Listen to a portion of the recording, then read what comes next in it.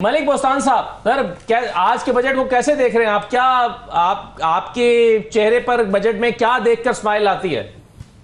देखो, इन हालात में दहशतगर्दी का पूरा मुल्क 2 साल से शिकार है और रेलवे तक आपकी महफूज नहीं है और जंग मुसल्लत की है इंडिया ने। ऐसे वक्त में जब पाकिस्तान ने दहशतगर्दी पे काबू पा लिया तो इन्होंने जंग छेड़ दी ताकि पाकिस्तान की इकानमी को तबाह कीजिए। पाकिस्तान ने दुनिया को बता दिया अपनी मैशत का और दिफा करना जानता है। और इस हालात में आज 40 बड़ी मैशतों में पाकिस्तान का शुमार हुआ है। उसकी फी का आमदनी जो है वो $1682 से बढ़ के $1824 हो गया। इस तरह GDP आपका $382 से बढ़ के $411 हो गया। तो बहुत सी चीज़ें आपने इकनॉमिक ग्रोथ भी ना होने के बावजूद ज़राअत में आपने कुछ चीज़ों में बेहतर हुए हैं, कुछ में आप माइनस हुए हैं, लेकिन 5 जो बड़ी फसलें थी वो माइनस में गई हैं। और मैं समझता हूँ हुकूमत ने अपनी तरफ से पूरी कोशिश है कि जेब भी तो नहीं है ना, हुकूमत की जेब कर्जों से भरी पड़ी है, वो कैसे निकाले? उसको अभी भी बजट जो खसारा है 6000 अरब अभी भी खड़ा है। तो इन हालात में तनख्वाहदार तबके को या उनको भी रिलीफ दिए गए, सरकारी मुलाजमीन को रिलीफ दिया गया, पेंशनर को सही दिया गया। है मलिक साहब, इसमें आप वज़ीर ख़ज़ाना ने इसका जिक्र किया कि हमने अपने रुपए को मुस्तहकम रखा पिछले पूरे साल में।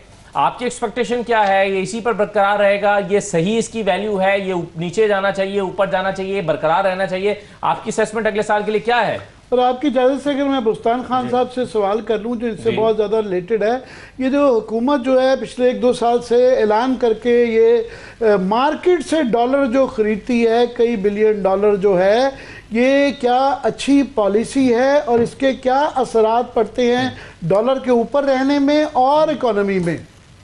देखो, बड़ा अच्छा सवाल किया है आपने। दिल की लोगों की जो सवाल थे ना उस पर नब्ज पे हाथ रखा है।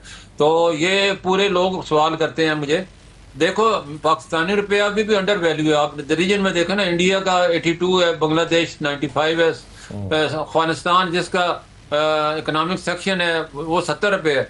तो हमारी कसूर क्या है? हम अपने रुपये में एतमाद नहीं करते। हमारे जब 2 साल पहले आपको याद होगा डॉलर 340 था, 400-500 की बातें हो रही। मैं समझ फील्ड मार्शल आसिम मुनीर साहब को इसका सारा क्रेडिट जाता है, जिन्होंने क्रीज से बाहर निकले, स्टेक होल्डर से मिले, स्मगलिंग को ख़त्म किया, करेक्ट माफिया पे हाथ डाला, उसके बाद इंडिया वाला ऑपरेटर पे ब्लैक मार्केट पे हाथ डाला और डॉलर 340 से कम हो गए 270 और 280 पे खड़े। अगर और भी गिर जाता, अगर जैसे आपने सवाल किया तो पिछले 2 साल में $9 अरब स्टेट बैंक ने इंटर बैंक मार्केट से खरीदे। उसका मतलब है क्योंकि IMF की ये कंडीशन थी, आपने अपने रिजर्व 8 अरब से $16 तक ले जाने। अल्लाह का शुक्र आज हमारे रिजर्व $13 पे खड़े हैं और $3 का फासला है। तो अगर आज स्टेट बैंक खरीदारी बंद कर दे, डॉलर आज से गिरना शुरू हो जाएगा।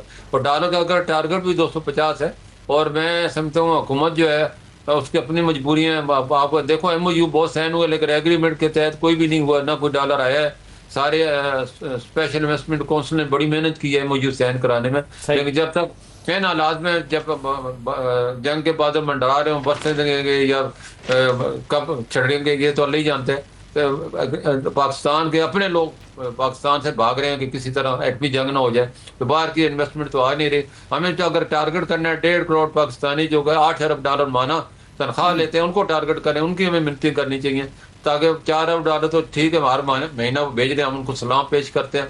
$4 अरब मजीद वो जो दुबई में, मिडल ईस्ट में, यूरोप में इधर उधर इन्वेस्टमेंट करें, उनको अगर एतमाद दें, गुड गवर्नेंस की लेके आए और उनके जमीनें लेते हैं तो कब्जा माफिया हो जाती है। आपको गवर्नमेंट की इंटेंशन क्या नजर आती है आमिर साहब के? क्या अचीव करना क्या चाह रहे हैं? ये सारी बहस की जो इब्तिदा इरशाद आरिफ साहब ने कर दी है कि ये ना सिर्फ डायरेक्शनलेस है, ये इसको समझने के लिए हमें बहुत दिमाग लड़ाना पड़ेगा कि इसकी मिस डायरेक्शन भी किस तरफ है।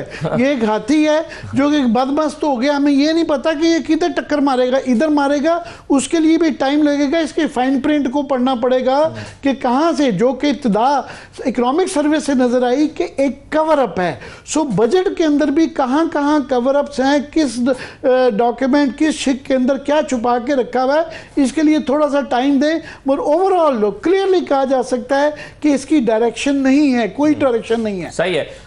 मलिक बोस्तान साहब, अभी आपसे जो पहले बात हो रही थी और आमिर साहब ने सवाल फिर आपकी गैर मौजूदगी में हम उसको डिस्कस करते रहे कि ये जो $9 अरब मार्केट से खरीदे गए 2 साल में, इसका इम्पैक्ट इम्पैक्ट क्या आया है और क्या ये रविश जारी रहेगी या इसको रोकने के लिए कोई स्ट्रेटेजी आपको नजर आती है हुकूमत की? देखो, $16 अरब स्टेट बैंक को IMF की तरफ से इंस्ट्रक्शन है कि आपने अपने रिजर्व बिल्ड करने हैं। हाँ। क्योंकि मैंने जैसे पहले कहा, MOU तो बहुत थोक के हिसाब से हुए, लेकिन कोई फिजिकली एग्रीमेंट हुआ नहीं। जब तक $16 अरब नहीं स्टेट बैंक खरीदेगा। अब थोड़ा सा फासला रह गया, 13 अरब हो गए, $3 अरब और खरीदने हैं। तो स्टेट बैंक की मजबूरी है, IMF के साथ परामर्श किया हुआ है। लेकिन हाँ, ये खरीदारी आज बंद करते हैं, आज से डॉलर गिरना शुरू होगा। मैंने जैसे पहले बताया, हमारा रुपया अंडर वैल्यू है। हमारी पाकिस्तान में रेमिडेंस की कोई कमी नहीं है। देखो, $4 अरब बहुत बड़ा अमाउंट है, $35 अरब 36 ठीक अरब है, साल के। चलें, और आप मजबूरियां भी हैं सर और मेरी भी मजबूरी है कि मेरे पास वक्त खत्म हो रहा है। बहुत शुक्रिया।